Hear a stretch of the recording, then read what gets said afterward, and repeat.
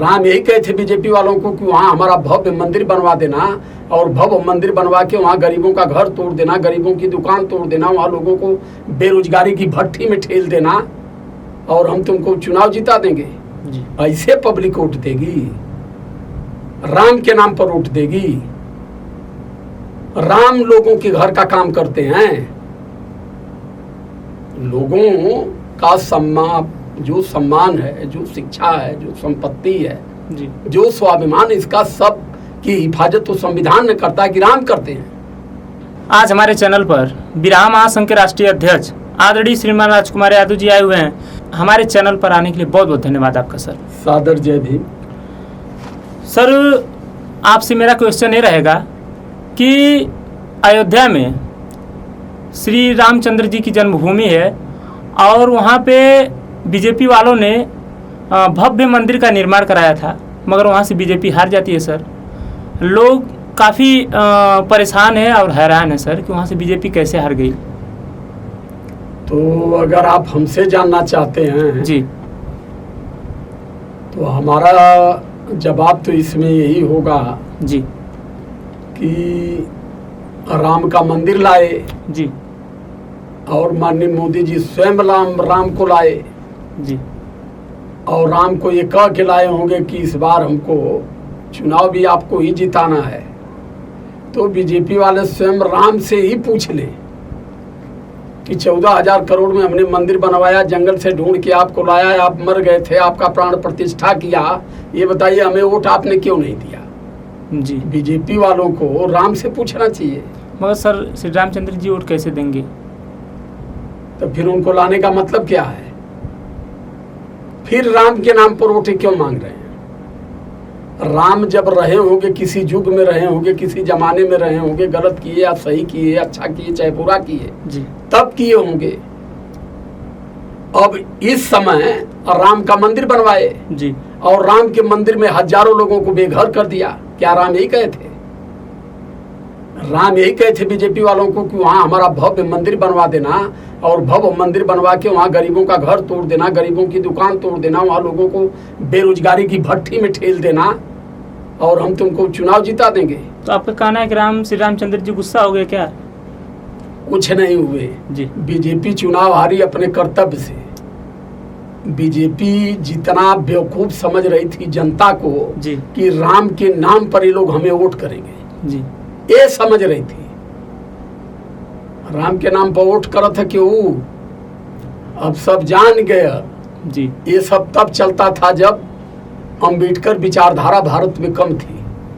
अब यहाँ सारे लोग बाबा साहब अंबेडकर को पढ़ने लगे, सभी लोग जानने लगे कि राम से हमें कुछ नहीं मिला, बल्कि हमें जो कुछ मिला संविधान से मिला, और संविधान को बाबा साहब अंबेडकर ने बनाया जी। इसीलिए ये बाबा साहब अंबेडकर को और संविधान को दरकिनार करने का लगातार प्रयास कर रहे थे जी। और पब्लिक ये समझ गई हमारे काम राम नहीं आएंगे बल्कि संविधान आएगा, और संविधान की ये बलि चढ़ाने का प्रयास कर रहे हैं। तो इसलिए हमको राम के पीछे नहीं संविधान के पीछे चलने की जरूरत है। जी सर, आप बार बार कहते थे कि इनको राम नाम के वोट नहीं मिलेगा, मगर सर ऐसा हुआ? मैं ये कह रहा हूँ कि अब देश की जनता अब इतनी मूर्ख नहीं है।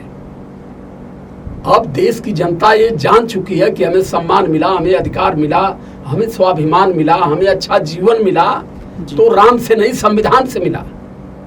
और ये देश राम के नाम से नहीं चलता, संविधान से चलता है। और संविधान ने देश में 85 मूल निवासी समाज को जो सम्मान दिया है जी, अगर संविधान नहीं रहेगा तो ये सम्मान इस देश के जो बहुसंख्यक लोग हैं, जो बहुजन समाज है, इनका पूरा अस्तित्व ही खतरे में पड़ जाएगा। इसलिए ये समाज राम के नाम पर नहीं संविधान के नाम पर वोट किया कि इस बार किसी भी हालत में हम संविधान की बलि नहीं चढ़ने देंगे जी, और न ही भारत से बाबा साहब अंबेडकर की विचारधारा को मिटने देंगे। अब समझ में आ गया। अभी यहाँ राम के नाम पर वोट मांग रहे हैं, वहाँ जगन्नाथ के नाम पर वोट मांग रहे हैं, वहाँ जो है कृष्ण के नाम पर वोट मांग रहे हैं, वहाँ काशी में जो विश्वनाथ के नाम पर वोट मांग रहे हैं। ऐसे चलता है यार। अरे वोट जो आदमी लेता है वो अपना पब्लिक में मैनिफेस्टो रखता है, अपनी विचारधारा रखता है कि हम गरीबी के लिए, हम बेरोजगारी के लिए, हम महंगाई के लिए, चुनाव का फंडा ये होता कि राम के नाम पर वोट दो, काशी के नाम पर वोट दो, जगन्नाथ के नाम पर वोट दो। जी। इन लोगों ने भारत की राजनीति को और इस देश के संविधान को, दोनों को इन लोगों ने बर्बाद करके पब्लिक को ऐसी दिशा में भेजने का प्रयास कर रहे थे जी। कि ये कभी जान ही न पाए जी। कि इस देश में दबे कुचले शोषित पीड़ित लोगों को अधिकार और ये सम्मान कहां से मिला। लोगों के दिमाग को उधर से डाइवर्ट कर रहे थे कि अब पब्लिक संविधान की तरफ जा रही है जी। और संविधान से इनके दिमाग को हटाने के लिए राम की तरफ भेजना पड़ेगा। मगर सर, लेकिन ऐसा ये कर नहीं पाए। जी सर, मगर सर लोग आश्चर्यचकित रह गए कि लोग बताते थे कि राम राज्य लाएंगे, स्थापित करेंगे, मगर सर राम यही तो मैं कह रहा हूं कि यही राम राज था। राम राज में लोगों को बेघर किया जाता था। तहजीब इन लोगों में तब होती कि राम के रास्ते में आने वाले जो घर जी अंडस पैदा करते थे, पहले उन लोगों को उस घर से बढ़िया घर बनवाते, उस घर में शिफ्ट करते, तब उनके घर पर बुलडोजर चलाते। इन लोगों ने स्पष्ट कर दिया कि देश में राम राज अगर आ रहा है, जी, ये कहते हैं ना कि अभी तो ये झांकी है, अगर राम राज की ये झांकी है, इसका मतलब कि राम इसी तरीके से देश के लोगों को बेघर करते थे, देश के लोगों को बर्बाद करते थे, देश के लोगों को तबाह करते थे। इनके कहने का मतलब तो यही है। राम राज में लोगों को बेघर कर दिया जाता था, राम राज में लोगों को लाठी डंडों से पीटा जाता था, उनके घर पर बुलडोजर चलाया जाता था। क्या राम यही कहते थे? अगर अयोध्या राम की नगरी थी तो वहां गलत जगह पर घर कैसे बने?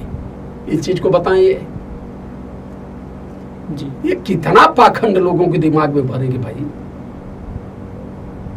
और बीजेपी के पास इसके सिवा कोई मुद्दा भी नहीं है जी। टोटल पाखंड और झूठ की ही बुनियाद पर ये लोग सत्ता में काबिज हुए और पूरे सत्ता को जी 10 सालों तक इन लोगों ने इसी पर सत्ता भी चलाया जी। अब कहले पर कहें ये तो जुमला था, सुप्रीम कोर्ट को संज्ञान में लेना चाहिए। ये जुमला नहीं था, पब्लिक के साथ धोखा था। और धोखा का मतलब 420 ही होता है। 420 के मुकदमे में फंसा करके इन लोगों को लठिया करके अंदर जेल के अंदर करना चाहिए था कि देश के भोले भाले आवाम के साथ आपने इतनी बड़ा धोखा क्यों किया। 2 करोड़ नौकरी देंगे, 15 लाख रुपया देंगे। कई करोड़ नौकरी दिए, 15 लाख उनका कहाँ गया? इसका मतलब कि आपने देश की जनता को छला है। और अभी भी फिर गारंटी लेके आ गए तीसरी बार। भाई बहनों, ए मोदी की गारंटी है। अरे अपनी गारंटी अपने घर रखो यार, थोड़ा सा मानवता की जो तहजीब है उसे भी जिंदा रहने दो जी। जितनी बातें कह करके आए, एक भी नहीं किए। जिस बात का कोई सिंह पोछ नहीं था वही काम उन्होंने करना शुरू किया। जैसे 15 लाख देने के लिए आए जी। नोटबंदी करा के सारा पैसा जो भी घर में माताओं बहनों ने रखा था वो भी निकलवा लिए जी। महंगाई कम करने आए, 28% जीएसटी ठोक दिए। 2 करोड़ युवाओं को नौकरी देने आए, पूरे देश में 20 करोड़ को उन्होंने बेरोजगार कर दिया जी। ऐसे पब्लिक वोट देगी? राम के नाम पर वोट देगी? राम लोगों के घर का काम करते हैं। लोगों का सम्मान, जो सम्मान है, जो शिक्षा है, जो संपत्ति है जी। जो स्वाभिमान, इसका सब की हिफाजत तो संविधान ने करता है कि राम करते हैं जी। भाई राम की जगह जहां है वहां राम को रहने दो जी। अगर इतनी बड़ा भरोसा राम पर है तो राम के नाम पर तुम वोट मांग रहे हो यार, शर्म नहीं लग रही है? भगवान के नाम पर वोट मांग करके आप सदन पर कब्जा करके जनता के साथ धोखा करना चाहते हो। अब पब्लिक भी बेचारी जाए तो जाए कहां? जी। आज तक हमारे समाज के लोगों ने ये नहीं समझ पाया कि देश में देवी देवताओं में, मंदिरों में अगर भगवानों की ताकत होती तो ये हमारे साधु संत गली गली में घूम करके वोट नहीं मांगते, ये सत्ता और शासन की तरफ नहीं जाते। ये जानते हैं कि ये मंदिर और जितनी देवी देवता ये छलने की एक चीज है कि लोगों के दिमाग को उधर डाइवर्ट करो, पीछे से सेंधमारी कर दो।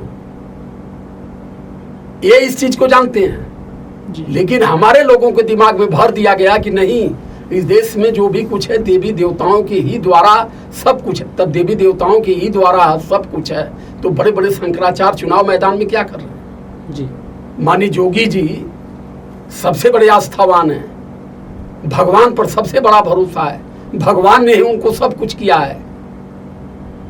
तो फिर उतनी बड़ा भगवान का दरबार छोड़ करके लखनऊ की विधानसभा में उनके हिसाब से तमाम यहाँ गुंडे मवाली भ्रष्ट ही बैठे हैं उनके हिसाब से, तो उस बीच में आप क्या करने गए हैं जी। आप भगवान का संदेश अपने मठ से दीजिए।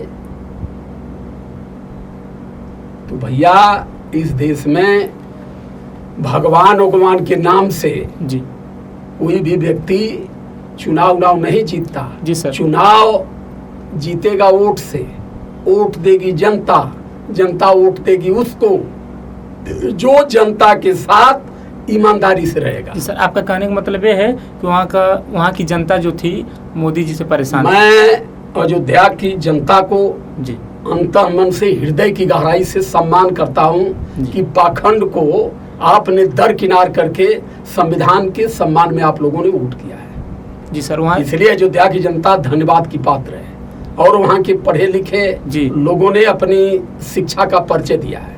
जी सर, चलिए सर, बहुत बहुत धन्यवाद हमारे चैनल पर। सादर जय भीम, नमो बुद्धाय, बहुत बहुत साधुवाद।